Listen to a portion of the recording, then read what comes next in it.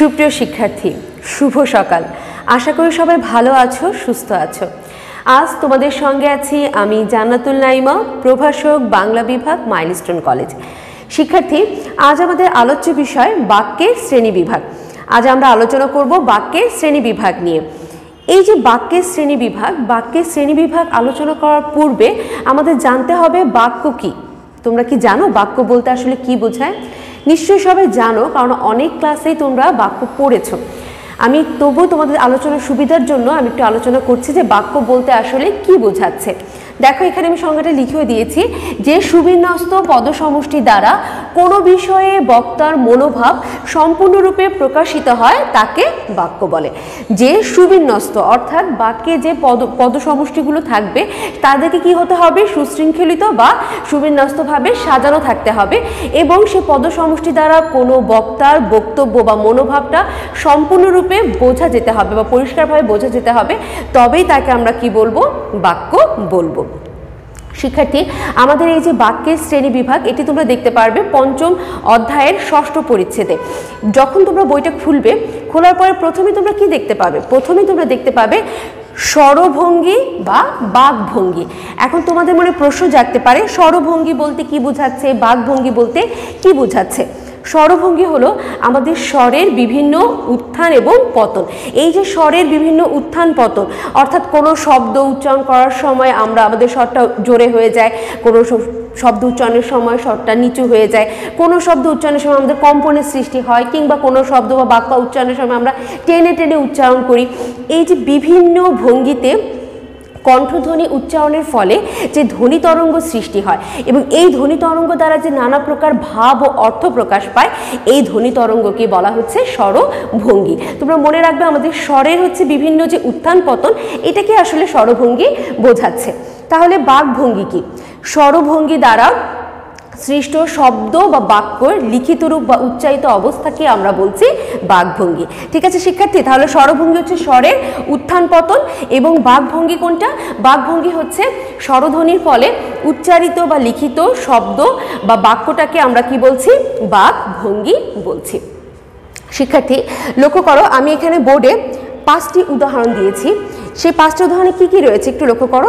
প্রথমে কি আছে? অনেক দিন আগে বাংলাদেশে বিজয় সিংহ নামে খুব সাহসী এক রাজপুত্র ছিলেন। তারপরে বাক্যটা কি আছে দেখো, তাজ্জব ব্যাপার। এরপরে বাক্যে আছে দীর্ঘজীবী হও। তারপরে বাক্যে দুঃখ বিনা সুখ লাভ হয় কি মোহিতে। এরপরে কি আছে? বেরিয়ে যাও। দেখো, বাক্যগুলো কিন্তু পৃথক পৃথক কি করছে? অর্থ প্রকাশ করছে। এই যে ভিন্ন ভিন্ন অর্থ প্রকাশ করছে, এই অনুযায়ী কিন্তু আমরা বুঝতে পারবো যে বাক্যের অর্থ অনুযায়ী বাক্যের শ্রেণীবিভাগ কি কি এবং কয়টি। দেখো, লক্ষ্য করো, প্রথম বাক্যটিতে কি বোঝাচ্ছে? অনেক দিন আগে বাংলাদেশে বিজয় সিংহ নামে খুব সাহসী এক রাজপুত্র ছিলেন। অর্থাৎ কি বোঝাচ্ছে? বিবৃতি বোঝাচ্ছে বা বর্ণনা বোঝাচ্ছে।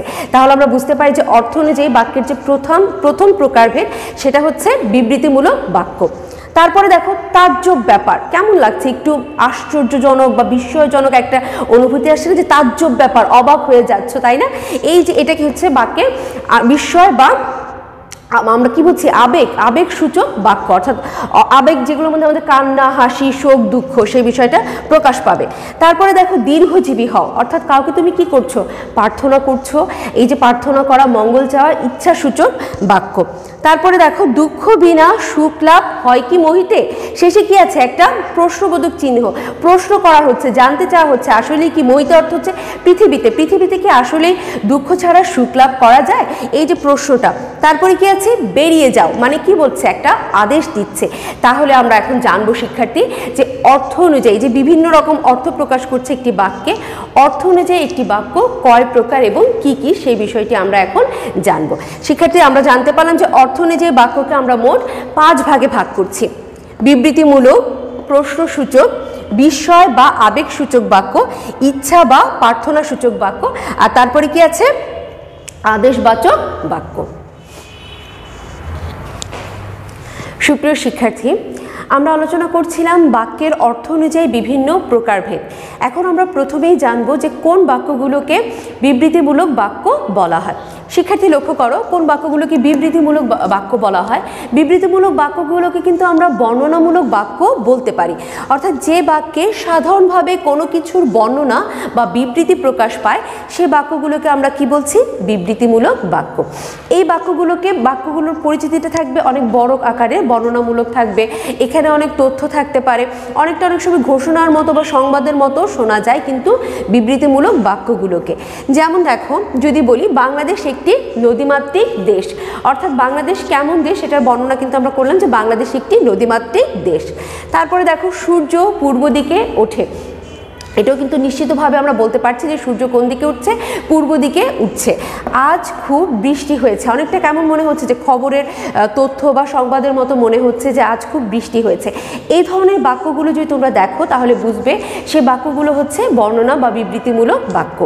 শিক্ষার্থী, বর্ণনামূলক বা বিবৃতিমূলক বাক্য কিন্তু আবার দুই ধরনের হয়ে থাকে, একটি হচ্ছে অস্তিবাচক, আরেকটি হচ্ছে নেতিবাচক। এই যে অস্তিবাচক বাক্যগুলোকে আমরা কি বলি, হ্যাঁ বোধক বাক্য, অর্থাৎ যেটার উত্তরগুলো আমরা হ্যাঁ মতো হবে। নেতিবাচক বাক্য হচ্ছে না বোধক বাক্য। হ্যাঁ এবং না তোমরা দেখেই বুঝতে পারবে যে কোন বাক্যগুলো হ্যাঁ এবং কোন বাক্যগুলো না। এই যে হ্যাঁ বোধক বাক্যগুলোকে আমরা অস্তিবাচক বলবো, না বোধক বাক্যগুলোকে আমরা নেতিবাচক বাক্য বলবো। এখন আমরা দেখি যে কেমন হতে পারে সে ধরনের বাক্যগুলো। যেমন দেখো, হৈমন্তী চুপ করিয়া ছিল। এই যে হৈমন্তী চুপ করিয়া ছিল, অর্থাৎ হৈমন্তী কোনো কথা বলল না, এটাই নেতিবাচক রূপ কি, হৈমন্তী কোনো কথা বলিল না। এই জিনিসটা দেখো যে এই যে খুব সহজ, অস্তিবাচকে হ্যাঁ এবং নেতিবাচকে না, এই বাক্যগুলোকে আমরা বলছি অস্তিবাচক এবং নেতিবাচক। এটি বিবৃতিমূলক বাক্যেরই একটা ধরন। বিবৃতিমূলক বাক্য অস্তিবাচক এবং নেতিবাচক এই দুই ধরনেরই হয়ে থাকে। শিক্ষার্থী, এবার আমরা জানবো যে দ্বিতীয় প্রকারভেদ, সেটা কি, প্রশ্নসূচক বাক্য। আমরা এটা বোধহয় সবাই বুঝতে পারি। প্রশ্নসূচক বাক্য হচ্ছে কোনো কিছুর জিজ্ঞাসা করা হবে বা কোনো প্রশ্ন করা হবে, সেই বাক্যগুলোকে আমরা কি বলছি, প্রশ্নসূচক বাক্য বলছি। যেমন দেখো, যে বাক্য দ্বারা প্রশ্ন জিজ্ঞাসা করা হয় সে বাক্যগুলোকে কিন্তু আমরা কি বলছি, প্রশ্নসূচক বাক্য। ছোটবেলা থেকে তোমরা কিন্তু অনেকভাবে এই প্রশ্নগুলোর সম্মুখীন হয়েছো। তোমার নাম কি, তুমি কোন স্কুলে পড়ো, কোন ক্লাসে পড়ো, এই বিষয়গুলো আমরা সবাই শুনেছি। দেখো কেমন হতে পারে, তোমার নাম কি, কিংবা আমরা কাউকে অনেকদিন পরে দেখা হলে আমরা তাকে জিজ্ঞেস করি কেমন আছেন, ভালো আছেন কিনা, এই প্রশ্নগুলো করি, এটাই হচ্ছে প্রশ্নসূচক বাক্য। শিক্ষার্থী, এখানে একটি বিষয় আমাদের মনে রাখতে হবে, সেটি কি, প্রশ্নসূচক বাক্যের শেষে কিন্তু অবশ্যই প্রশ্নবোধক চিহ্নটা দিতে হবে। এই জিনিসটুকু তোমাদের মাথায় রাখতে হবে। এখন আমরা চলে যাই যে 3 নম্বর প্রকারভেদ, সেটি কি ছিল, আবেগ বা বিস্ময়সূচক বাক্য। যে বাক্যগুলো দ্বারা আমাদের মনের বিভিন্ন ধরনের আবেগ, অর্থাৎ আনন্দ, ঘৃণা, ঈর্ষা, রাগ, বিদ্বেষ কিংবা কোনো কিছু দেখে যখন তুমি বিস্মিত হয়ে যাবা, সেই বাক্যগুলোকে আমরা কি বলছি, আবেগ বা বিস্ময়সূচক বাক্য। যেমন দেখো, এখানে আমি দুটি বাক্য লিখেছি, একটি আছে কি, হুররে বাংলাদেশ জিতে গেছে বা বাংলাদেশ জিতেছে, অর্থাৎ কি, বাংলাদেশ জিতেছে, এটার খুশিটা প্রকাশ পাচ্ছে। এই যে হুররে, আনন্দ প্রকাশ পাচ্ছে, এটিও কোন বাক্যের মধ্যে যাবে, এটিও কিন্তু আমাদের আবেগ বা বিস্ময়সূচক বাক্যের মধ্যে যাবে। তারপরে কি আছে দেখো, কি সুন্দর ফুল, কিংবা আমরা বলতে পারি কি সুন্দর প্রভাতের রূপ, মরি মরি প্রভাতের কি সুন্দর রূপ। এই যে আনন্দ, আশ্চর্য, বিস্ময়, আবেগ, ঘৃণা, এই বাক্যগুলোকে আমরা বলছি আবেগ বা বিস্ময়সূচক বাক্য।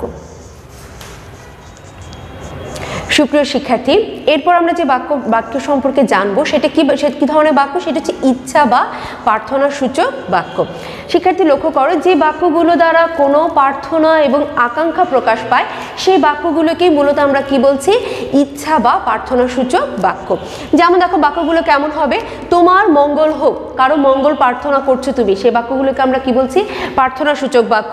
দীর্ঘজীবী হও, পরীক্ষায় সফল হও, কেউ পরীক্ষায় ভালো রেজাল্ট করুক তার জন্য তুমি কি করলে, প্রার্থনা করলে বা আকাঙ্ক্ষা করলে, ইচ্ছা পোষণ করলে, এই বাক্যগুলোকে আমরা বলছি ইচ্ছা বা প্রার্থনা সূচক বাক্য। একদম শেষে 5 নম্বর যে বাক্যের প্রকারভেদ রয়েছে সেটার মধ্যে কি আছে, যে আদেশ সূচক বাক্য। এই আদেশ সূচক বাক্যগুলোকে কিন্তু আমরা অনেকার্থে অনুজ্ঞাবাচক বাক্য বলতে পারি। কেন, দেখো আদেশ সূচক বাক্যে কি কি বিষয় ফুটে আসছে, যে বাক্যগুলোতে আমাদের আদেশ, নির্দেশ, অনুমতি, অনুগ্রহ, এই যে উপদেশ, এই বাক্যগুলোকে আমরা প্রকাশ পাচ্ছে, সেই বাক্যগুলোকে আমরা বলছি আদেশসূচক বাক্য। যেমন দেখো কি আছে, সদা সত্য কথা বলবে। এটা কি ধরনের বাক্য? তোমরা বুঝতেই পারছো এটা কি, এটাতে কি বোঝাচ্ছে? এটা হচ্ছে উপদেশ দিচ্ছ তুমি কাউকে যে সদা সত্য কথা বলবে। তারপরে কি আছে, যে সুচেতনা ওইখানে যেও না কো তুমি, তুমি কি করছো? তাকে কাউকে অনুরোধ করছো। তারপর যদি আমরা বলি যে অনুগ্রহ করে আপনার কলমটা একটু দিবেন, এটাও কি প্রকাশ পাচ্ছে? অনুগ্রহ প্রকাশ পাচ্ছে। কিংবা তোমরা অনেক সময় শ্রেণীকক্ষে যখন তোমরা ক্লাস করো, শিক্ষককে কোনো প্রশ্ন করার সময় কিংবা ক্লাসরুমে প্রবেশ করার সময় তোমরা কি বলো? ক্লাসে আসতে পারি, ভেতরে আসতে পারি, বা স্যারকে বলো যে স্যার আমি একটু বাহিরে যেতে চাই। সেটাও কি বোঝাচ্ছে? অনুমতি। এই বাক্যগুলোকে আমরা বলছি হচ্ছে আদেশসূচক বাক্য। শিক্ষার্থী, আমরা জানলাম অর্থ অনুযায়ী আমাদের বাক্যের যে 5টি প্রকারভেদ সেই সম্পর্কে, কিন্তু অর্থ অনুযায়ী বাক্যের এই 5টি প্রকারভেদ ছাড়াও আরও কিছু প্রকারভেদ রয়েছে। যেমন তোমরা যখন আরও উপরে ক্লাসে উঠবে, অর্থাৎ মাধ্যমিকের গণ্ডি পার হওয়ার পর যখন উচ্চ মাধ্যমিকে যাবে, আরও 2টি প্রকারভেদ জানবে।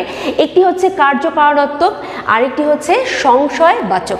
কার্যকারণাত্মক বাক্য কোনগুলি? দেখো, যে বাক্যের মধ্যে কাজ এবং কারণ, কাজ এবং কারণ একে অপরের সাথে কি থাকবে? সম্পৃক্ত থাকবে, সেই বাক্যগুলোকে আমরা বলছি কার্যকারণাত্মক বাক্য। এই বাক্যগুলো কি ধরনের হয়? দেখো, যদি অব্যয়যোগে গঠিত বাক্যে কারণ, শর্ত, নিয়ম, স্বীকৃতি প্রকাশ পায়, অর্থাৎ কারণ, শর্ত, নিয়ম, স্বীকৃতি প্রকাশ পাচ্ছে, সেই বাক্যগুলোকে আমরা বলছি কার্যকারণাত্মক বাক্য। যেমন দেখো কি আছে, কষ্ট না করলে কেষ্ট মেলে না, অর্থাৎ তোমাকে কোনো কিছু পাওয়ার জন্য অবশ্যই কি করতে হবে? কষ্ট করতে হবে, নইলে কিন্তু তুমি সেটা অর্জন করতে পারবে না। এই যে কাজ এবং কারণ একে অপরের সাথে আমরা কি দেখতে পাচ্ছি? এখানে জড়িত দেখতে পাচ্ছি। তারপর কি আছে, মন দিয়ে না পড়লে ভালো রেজাল্ট করা যায় না। এটা আমরা সবাই জানি, যদি আমরা মন দিয়ে পড়াশোনা না করি তাহলে কিন্তু কখনোই আমরা কি করতে পারবো না? পরীক্ষায় ভালো রেজাল্ট করতে পারবো না, পরীক্ষায় সফল হতে পারবো না। এই ধরনের বাক্যগুলোকে আমরা বলছি কার্যকারণাত্মক বাক্য। শিক্ষার্থী, এবার আমরা জানবো কোন বাক্যগুলোকে সংশয়বাচক বাক্য বলা হয়। সাধারণত যে বাক্যগুলোর মধ্যে সন্দেহ, সংশয়, অনিশ্চয়তা, অনুমান থাকে, সেই বাক্যগুলোকে আমরা কি বলছি? সংশয়বাচক বাক্য। যেমন দেখো, নির্দেশাত্মক বাক্যে বক্তব্যের বিষয় সম্পর্কে সন্দেহ, সংশয়, সম্ভাবনা, অনুমান, অনিশ্চয়তা ইত্যাদি ভাব প্রকাশ পাচ্ছে, সেই বাক্যগুলোকে আমরা কি বলছি? সংশয়মূলক বাক্য।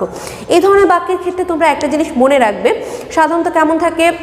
সম্ভাবনা, বুঝি বা হয়তো, বোধ হয়, এই শব্দগুলো, এই অব্যয়গুলোর প্রয়োগ থাকে কিন্তু আমাদের এই সংশয়বাচক বাক্যগুলোর মধ্যে।